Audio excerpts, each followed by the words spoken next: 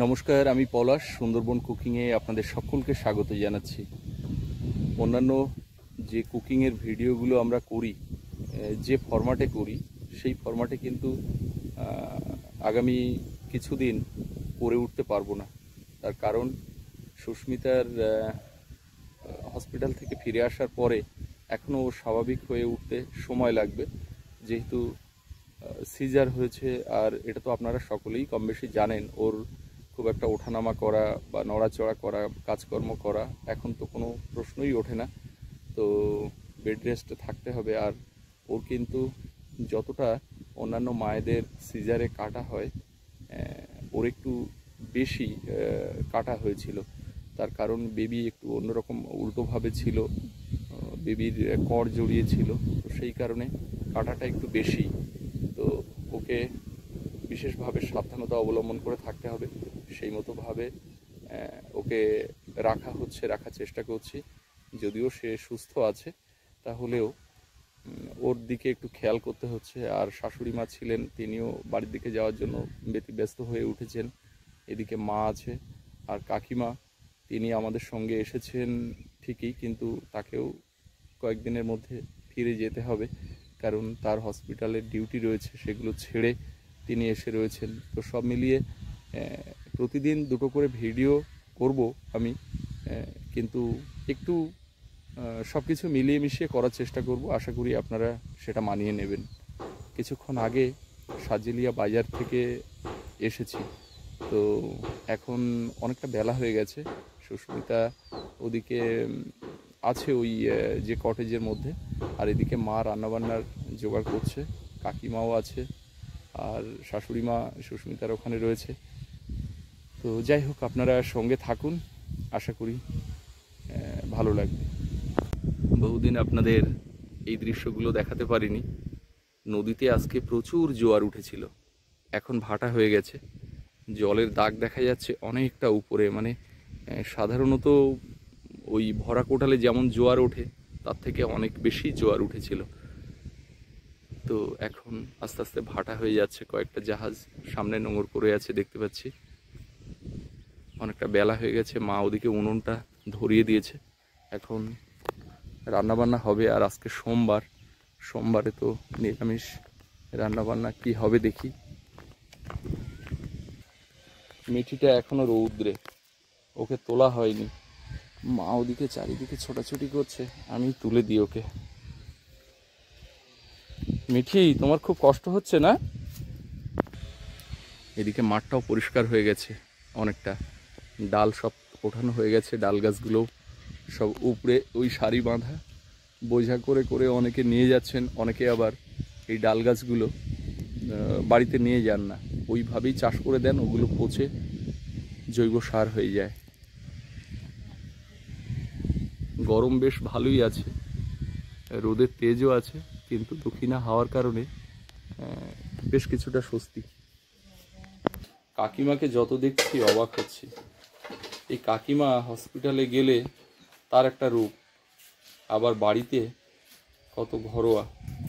কাকিমা এসে প্রথমবার এসেছিলেন, তখন একটা দ্বিধাদ্বন্দ্ব মনের মধ্যে ছিল যে কাকিমা এসে কি করবে।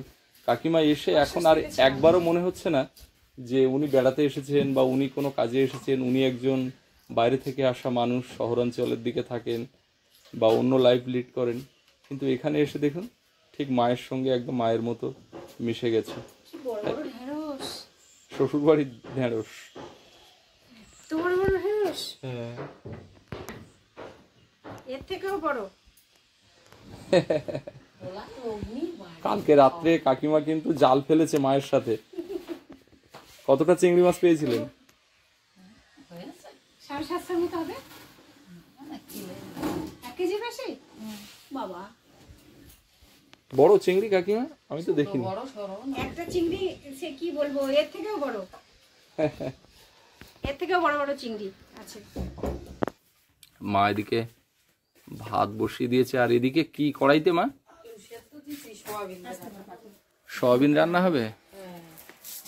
বাবু, তোমার বনু কি করছে? ঘুমিয়েছে?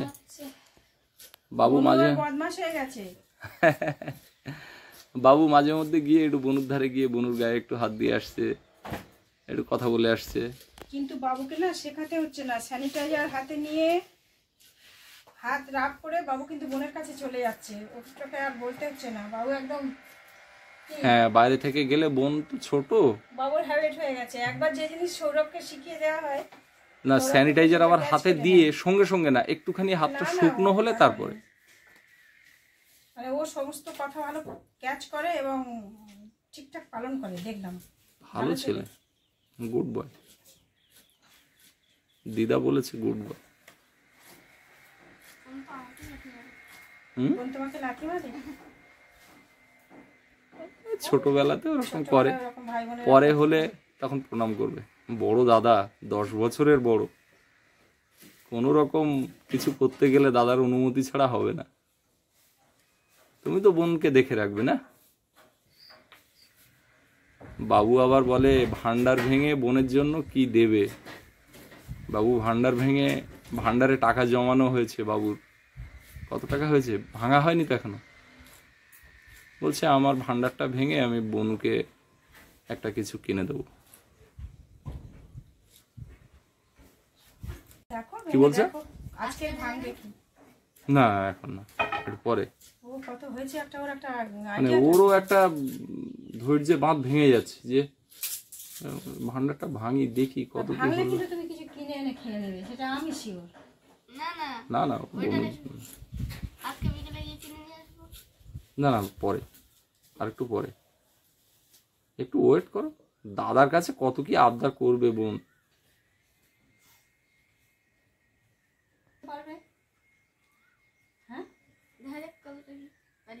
দেখা যাক কতটা কি পারি। জোর দিয়ে বলো, হ্যাঁ পারবো। সৌরভ দিদিভাইয়ের সঙ্গে রাত্রে একসঙ্গে ঘুমাচ্ছে, আর দিদিভাইয়ের সঙ্গে কত কি গল্প হচ্ছে নাকি। কালকে কি একটা গল্প আদান প্রদান হলো ভবিষ্যৎ নিয়ে। সৌরভ প্রথম ইনকাম করে থার গাড়ি কিনবে। কি গাড়ি? থার গাড়ি, থার। আচ্ছা, থার। সেই গাড়ি কিনে ও নিজে ড্রাইভ করে ওর ফ্যামিলিকে নিয়ে ও ট্যুরে চলে যাবে। তোমার ওই গাড়িটা কেন পছন্দ হলো? ওর ওটা এখন পছন্দ, বড় হলে চেঞ্জ হতে পারে। তুমি ওই গাড়িটা কোথায় দেখেছো?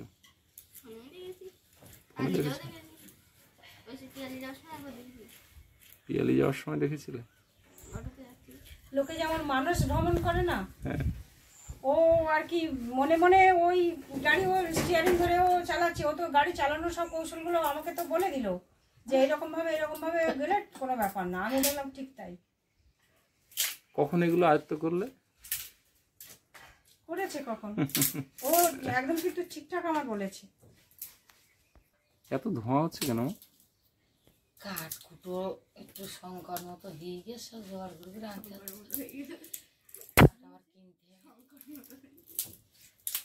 সংকট, সংকট মানে অভাব, অসুবিধার মধ্যে পড়েছে। অসুবিধা।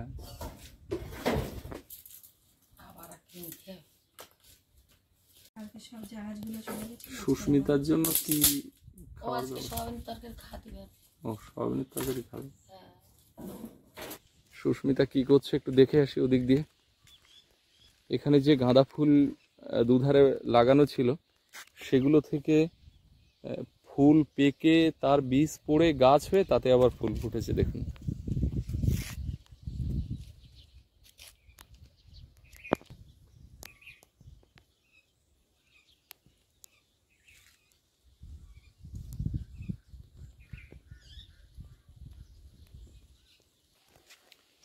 রকমারি জবাগুলো ফুটতে শুরু করেছে।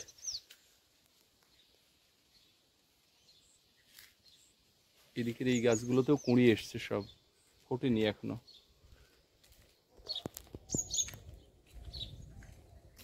মধুমালতী দুধারে ফুটে আছে। এসে দেখি মা মেয়ে দুজনই ঘুমোচ্ছে, আর মেয়ের দিদা সেও ঘুমাচ্ছে। তো আর ডাকাডাকি করে ডিস্টার্ব করলাম না, আবার ও মাথার দিকে চলে যাচ্ছি।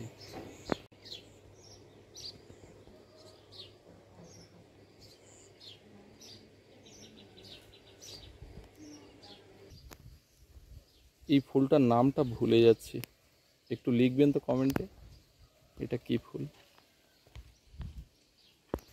এখানে এই যে সুন্দরী কুল, যেগুলো বেশ বড় বড় আপেলের মতো হয়, সেই কুল গাছ, একটা লম্বা একটা ডাল উঠেছিল। বাপিদা এসে বলেছিলেন যে ওটা কেটে দিতে, তো ওটা কেটে দেওয়া হয়েছে। তারপরে ডালপালা সাইড দিয়ে কচি পাতা ডাল ছাড়ছে, তো এখানেও কচি পাতা ছেড়েছে।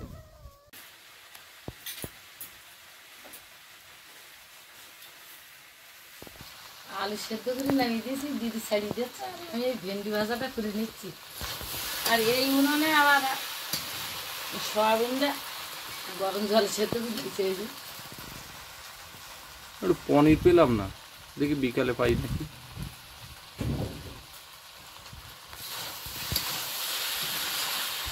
হেলথ সেন্টার থেকে আশা দিদি এসছে, যাই আমি ওখানে একটু। হ্যাঁ আপনি যান, দেখি আপনি গিয়ে কথা সুস্মিতা কি বলুন। হ্যাঁ চেক আপ করে। এই আচ্ছা না, এরএম দিদি এসেছে। প্রতিভা দাঁড়া, একসাথে যাবো। ভালো আছেন? ও মাথায় আছে, ওরা কাকিমার সঙ্গে যান। দিদিটা এত ভালো, ও একজন হসপিটালের বড় পদে আছে, তবু আমাদের সঙ্গে এত সময় দেয়। সুস্মিতাকে এতভাবে দেখভাল করে। হসপিটালে যে কদিন ছিল উনি সঙ্গে ছিল, আবার সঙ্গে নেই, সেলাই কেটে দিয়ে সুস্থ করে তারপরে যাবে। হসপিটাল থেকে মোর ফোন আসতো, তবু সুস্মিতা আমাদের এত ভালোবাসে যে একদম মানে প্রথম থেকে শেষ পর্যন্ত। আর এর আগেও আবার এসেছিল। খুব ভালো মনের মানুষ, এবং মানুষটাই খুব ভালো। আর ওই দাদাটাও তো খুব ভালো। দাদাটা এখন রিটায়ার করেছেন উনি, উনিও হসপিটালে ছিলেন, হসপিটালে উনি ডাক্তার। তো এখন তো উনিও খুব ভালো। আমার সাথে একদিন অনেকক্ষণ কথা হয়েছিল ফোনে হসপিটালে থাকাকালীন। আমার গলাটা ভেঙে গেছে, পলাশেরও গলা ভেঙে গেছে। আমার মালতকে যখন বাড়ি ঢুকেছে, আনন্দে চিৎকার করে নাচে একদম মানে গলা টলা একদম ভেঙে গেছে। আওয়াজটা ঠিকই যাবে কেন, পাগল তো দেখতে ভালো ওরা।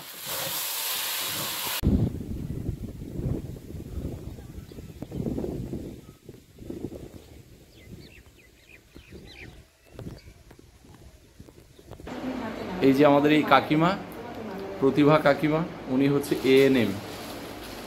তো উনি আসেন, আমাদের আরেকজন কাকিমা আসেন। মায়ের কি বাচ্চা হয়েছে এগুলো ফিলার এটা আমাদের ফিল করতে হবে। ঠিক আছে, করো।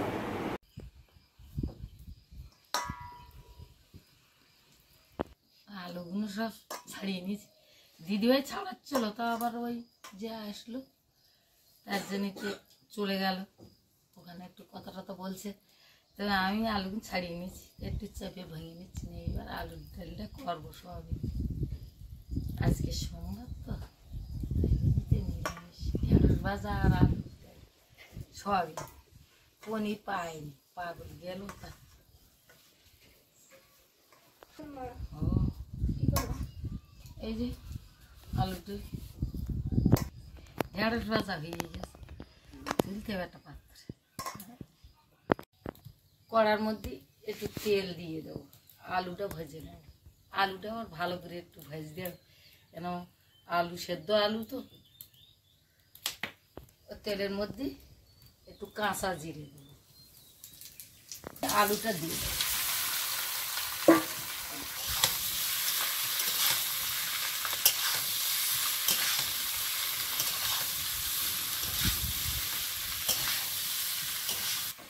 একটু হলুদের গুঁড়ো দিয়ে দাও আর লবণ।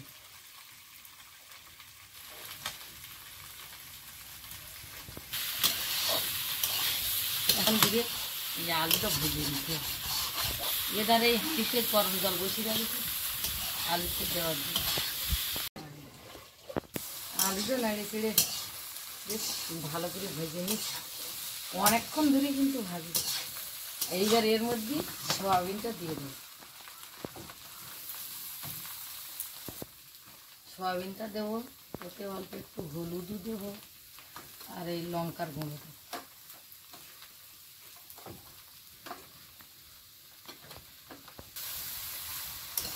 এবার একটু আলুর সঙ্গে আর এটাও একটু নেড়ে চেড়ে ভেজে নিই।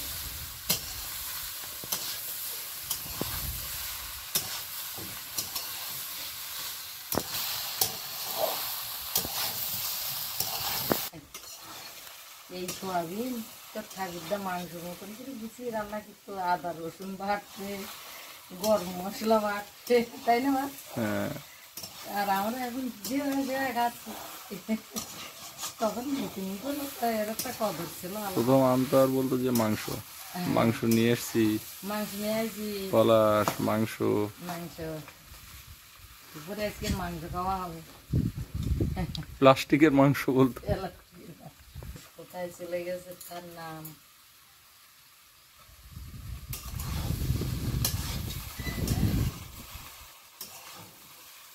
ঠাকুরদা যদি বেঁচে থাকতো আজকের দিনে, কি আনন্দ। সেই লোক যা নাচতো। আমার ঠাকুরদা খুব অল্প বয়সে মারা গেছে। বয়স কত হয়েছিল? 60-62 হয়েছিল।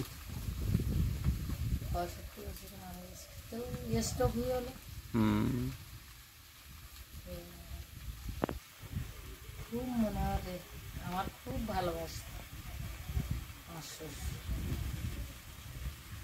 মেয়ে ছিল না, মেয়ের মতো ভালোবাসা। ওদের হয়ে গেছে, ওরা এই চলে যাচ্ছে। এবার জল দিয়ে দেবো।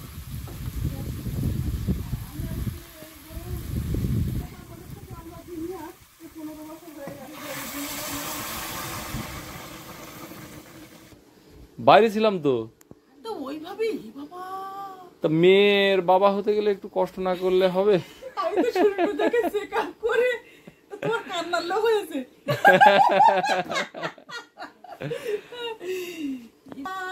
তুমি হসপিটালের পাশে গিয়ে কিচ্ছু হবে না, কিচ্ছু হবে না। মেয়ের বাবাদের আলাদা একটা ঐশ্বরিক ক্ষমতা থাকে। নাকি ঘুম তো জড়িয়ে আসে চোখে, জাগা রাত জাগা। কি অবস্থা! আমি একা না তো, কাকিমাও আমাদের সঙ্গে ওই হাসপাতাল চত্বরে রাত কাটিয়েছে।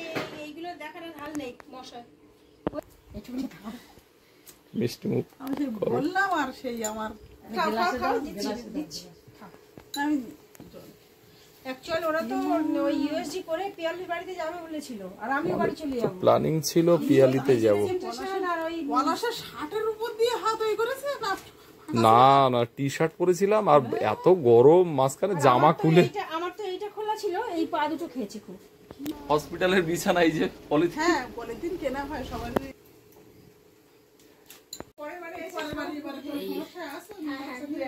আলুর তেলটা প্রায় কমপ্লিট হয়ে গেছে। এদিকে আর একটু গেলাম ওনার একটু মিষ্টি মুখ করার জন্য, ওই জন্য আবার উনুনটা একটু নিভে গেছে, আবার ধরে দিচ্ছি। এবারে এই 1 টাকার পাতা গরম মশলাটা দেবো, রান্নার শেষ একটু ফুটে উঠবে। বলো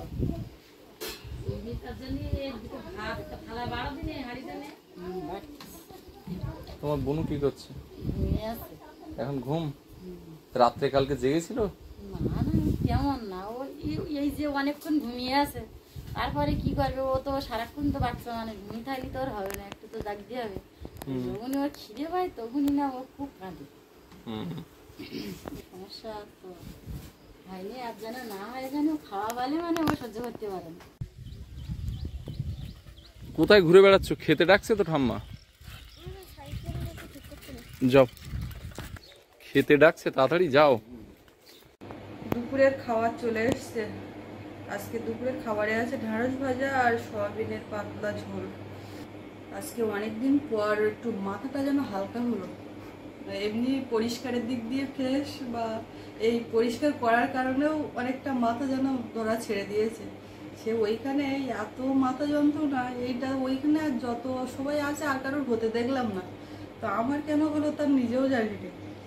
টোটাল এই ঘাড় গলার থেকে ওপর মাথা পর্যন্ত, বিছানা থেকে 1 ইঞ্চি উঠলেই যন্ত্রণা। শুয়ে পড়লাম আবার ঠিক আছে, তুললাম তো ব্যথা। আর মার ব্যাগে ছিল নবরত্ন তেল, ওই দিয়েছে আর জল দিয়েছে আর শুধু মেসেজ করেছে। তো ওই অবস্থায় তো কদিন ছিল। আজকে দুই মা দুজনে মিলে ইয়ে করে নিচের দিক থেকে মোটামুটি ঢেকে ঢুকে দিয়ে আর মাথায় শ্যাম্পু করে দিয়েছে অনেকটা হালকা। বিকালে একটু তেল দিতে হবে। মা আমার এতটা করে ভাত দেয় না, আমি তো প্রত্যেকদিন নষ্ট করি। যা পারো খাও না। না মনে করে কি ওই মাথায় আবার যদি দুটো লাগে তখন কোথাও তো দেবো। পনির আনতে বলেছিলাম, পাওনি? পনির পাইনি, সার্জেরিয়া বাজারে গিয়ে এসে অনেক ঝামেলা ছিল। ওখানে ছিলাম হসপিটালে, অনেক গ্যাঞ্জাম, লোকজন, পুরো প্রপার হসপিটাল ব্যাপার। এখানেও কিন্তু সেটাই মনে হচ্ছে। এটা একটা আলাদা কেবিনে তুমি আছো। তো এই এখানে পরিষেবা বেশ আরো উন্নত মানের। জোরে হাসাও যাচ্ছে না গো। না জোরে হেসো না এখন, সৌরভ সকালবেলা মুচকি হাসো। সকালবেলা কি একটা কথা বলেছে, তা হাসি পাচ্ছে চেপে দিস, তা বলে কি মা এই হাসিটা পরে হেসে নিও তুমি। এবার সেই কথাটা শুনেও কিন্তু দ্বিতীয়বার আবার হাসি পাবে, কিন্তু উপায় নেই। আর আমাদের সোনামা ঘুম দেয় সকাল থেকে একেবারে মানে সারাদিন। রাত্রে এই কদিন একটু ঝামেলা করেছে, গতকাল রাত্রে খুব বেশি করেনি। ওই ঝামেলাগুলো তো থাকে বাচ্চাদের। তবে যে আসছে ওর ঠাকুরদা থেকে শুরু করে কই দিদিভাই কই বুনু কই, চোখ এরকম টেনে টেনে তাকাচ্ছে। প্রচুর ঘুম, বিকালবেলার দিকে আবার উঠতে পারে। সকালবেলা রৌদ্রে একটুখানি মা এখানে বারান্দায় রোদ এসেছিল, ধরে নিয়ে বসছে। খাচ্ছি বলো ঢেঁড়স তো বাড়ির কাছে। এটা তোমার বাপের বাড়ির ঢেঁড়স, বাবা নিয়ে এসেছিলাম, ওই জন্য বেশি ভালো লেগেছে। তো বাপের বাড়ির ঢেঁড়সও ভালো লাগে, আমার বাড়ির ঢেঁড়সও ভালো লাগে, আলাদা কিছু না, সবই নিজের। আমি তো সেদিন সন্ধ্যাবেলা এসে এখানে ঢুকলাম, টোটাল বাগানের উপর দিয়ে কোথায় কি আমি এখনো জানি না। তুমি একটু চেয়ার নিয়ে এই বারান্দাতেও বসতে পারো। না বারান্দায় বসার থেকে হাঁটি তো, এখানে একটু টুকটুক করে হাঁটাহাঁটি করি, নিচে নামিনি এখন। নেবো না এখন। তোমরা সবাই কি এই খাবে না তোমাদের অন্য ব্যবস্থা? না নাকি সবারই, আজকে সোমবার না, আজকের ব্যবস্থাপনা এদিক এদিক চেষ্টা করলেও উপায় নেই। আবার কালকের থেকে আবার ফুল পিক আপ।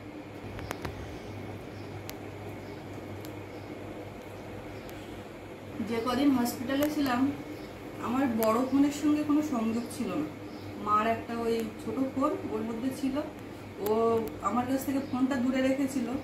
তা আমিও আর জোর করিনি যে আমার ফোনটা আমার কাছে দাও। আর ওই অবস্থাও ছিল না ঠিক মতো। সৌরভের সঙ্গে কথা বলতে গেলেও তাও মানে একটা কষ্ট, মানে সেই ইয়েটাও আসছিল না, এনার্জিটা। তো বাড়ি আসলাম যেদিনকে, সেদিনকে রাত্রিবেলায় সবাই ঘুমিয়ে পড়েছে। আমি বলি আমার ফোনটা এবার একটু আমার কাছে দাও। এবারে ও টুকটাক বলেছে যে টুকটাক করে আপডেট দিয়েছি, ভিডিও ছেড়েছি যা পেরেছি।